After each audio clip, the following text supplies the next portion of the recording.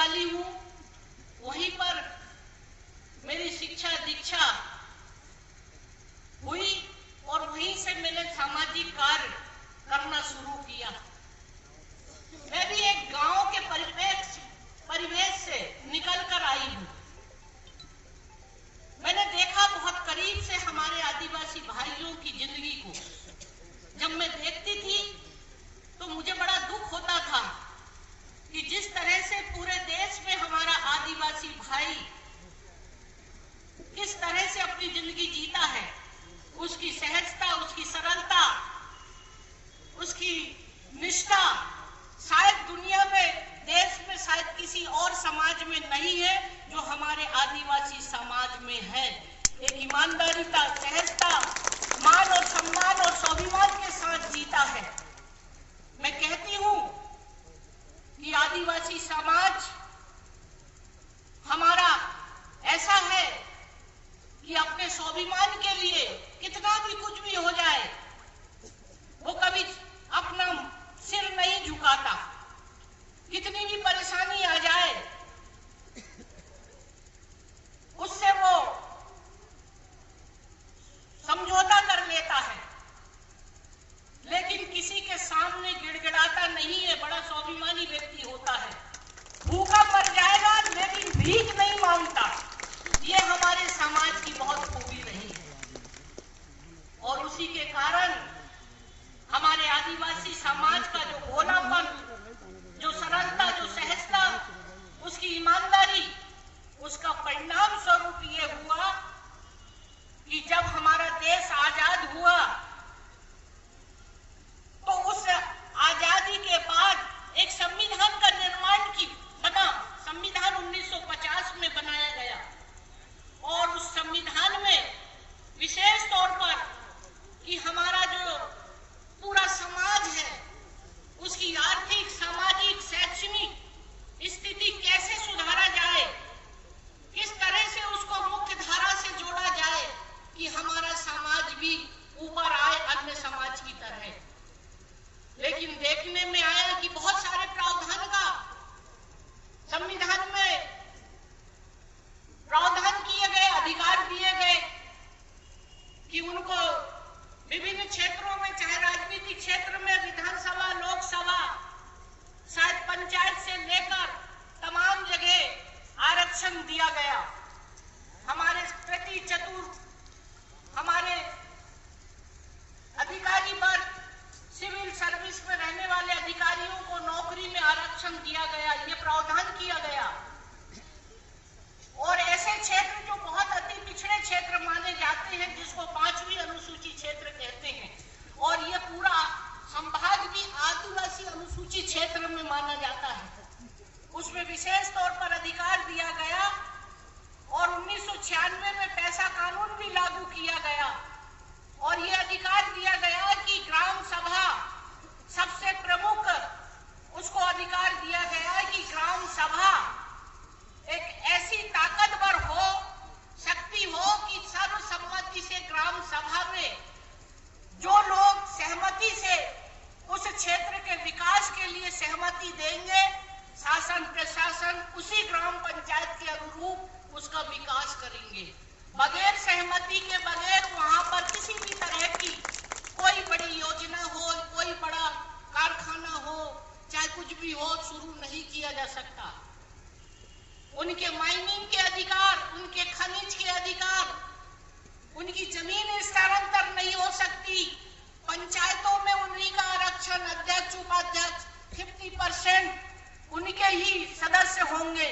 ये अधिकार और अपनी संस्कृति, रीति रिवाज, उन सब के लिए भी प्रशासन को दिया गया है कि इनको भी सब जगह अपने देवी देवता, आस्था, परंपरा, अपनी संस्कृति, उनका भी जमीन अलग से सेपरेट किया जाए ताकि वो अपनी परंपरा को कायम रखे। ये सारे अधिकार दिए गए और साथ साथ एक जनजाति आयोग भी गठन किया गया कि जहां पर हमारे आदिवासी भाई के ऊपर हो रहे अत्याचार, अन्याय के खिलाफ एक ऐसा आयोग बनाया गया कि आखिर इनकी सुनवाई कौन करेगा। जब शासन प्रशासन से अगर उसे सुरक्षा नहीं होगी तो कोई ऐसा सुरक्षा कवच होना चाहिए जहां की हमारे आदिवासी की सुनवाई हो। मैं उस आदिवासी आयोग की उपाध्यक्ष रही हूँ और ये नियुक्ति हमें राष्ट्रपति जी के द्वारा की जाती है। मैं 2.5 साल राज्यपाल बनने के पहले वहां पर थी।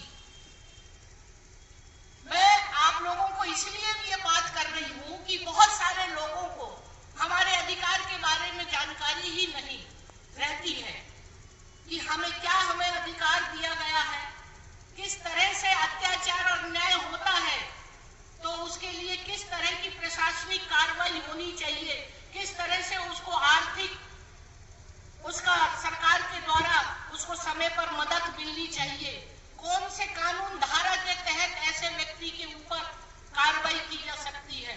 ये आयोग गठन इसलिए किया गया था और ऐसे समय ये बहुत सारी सुनवाई मैंने देश भर में घूमकर देखा।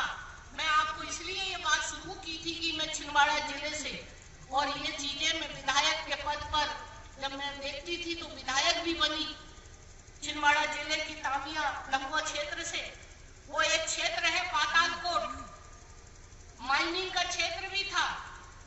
करोड़ों अरबों रुपए डेवलपमेंट और विकास के नाम से हमारे ट्राइबल के लिए भेजा जाता था केंद्र सरकार और राज्य सरकार के द्वारा। लेकिन स्थिति जब मैं देखती थी कि स्थिति आज भी हमारा आदिवासी भाई वही लंगोटी लगाए हुए मजदूरी का कार्य करता है, कहाँ उसका आर्थिक और सामाजिक विकास, कहाँ जाता है ये पैसा। बड़ा देखकर बड़ा दुख होता था कि आखिर इन सारे लोग इतना सीधापन किसको बताए अपने दर्द। मैंने उस समय विधायक बनकर मैंने तय कर लिया था कि चाहे मैं कुछ भी करना हो मुझे इसकी परवाह नहीं है, मगर मेरे आदिवासियों के भाइयों के साथ अन्याय और अत्याचार नहीं होना चाहिए। और उनकी आवाज को मैंने विधानसभा के माध्यम से मैंने उठाना शुरू किया और उसका परिणाम धीरे धीरे ये हुआ कि ईश्वर को ये कुछ उनकी दुआ उनकी शुभकामना थी कि मैं बहुत सारे स्तर पर आगे मुझे जिम्मेदारी मिलते गई।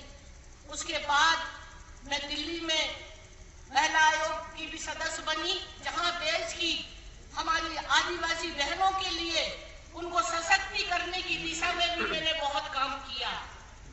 फिर इसके बाद सांसद का भी मुझे मौका मिला, मैं राज्यसभा में गई, वहां पर भी मैंने इस बात को आदिवासी समाज की समस्या और समाधान के लिए एक बुलंदी से राज्यसभा में भी आवाज उठाई। और फिर उसके बाद पूरे देश भर का हर ऐसा कोई प्रदेश और जिला नहीं रहा जहां मैं नहीं गई। फिर ये एक मौका मिला मुझे, अटल बिहारी वाजपेयी जी ने राज्यसभा के लिए आयोग में मुझे मोदी जी ने ये जिम्मेदारी दी और राष्ट्रीय जनजाति आयोग में पूरे देश भर में मैंने देखा कि किस तरह से ये पूरा हिंदुस्तान जो असली अगर इस देश का मूलवासी है तो वो हमारा आदिवासी है। तो एक जमाने में राजा महाराजाओं की जिनकी अपनी रैयत हुआ करती थी, जागीरदारी हुआ करती थी, आज वो जागीरदारी और रैयत हमारे आदिवासी समाज के उस समय गोंडवाना राजा और ये लोग सब करते थे। आज स्थिति क्या हो गई?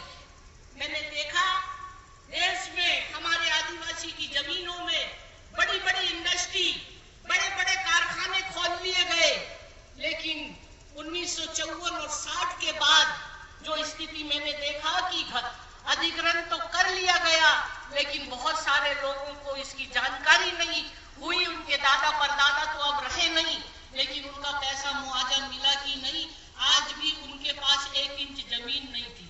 तब मैंने इस बात को देखा कि ये बहुत अन्याय। मैं राउरकेला, झारखंड, उड़ीसा, इन क्षेत्रों में जब लोगों की मेरे सामने बात आई कि हमारे साथ ये अन्याय हुआ, ना नौकरी हमको मिली और न ही आज हमारे पास 1 इंच जमीन नहीं, मगर मैंने भी सोच लिया था कि मुझे इनकी लड़ाई लड़ना होगा। और मैंने लगातार जिला प्रशासन, उड़ीसा सरकार, दिल्ली सरकार के सभी अधिकारियों को आयोग में बुलाकर सुनवाई की और उनके बीच में जाकर उनके सारे दस्तावेज को इकट्ठा किया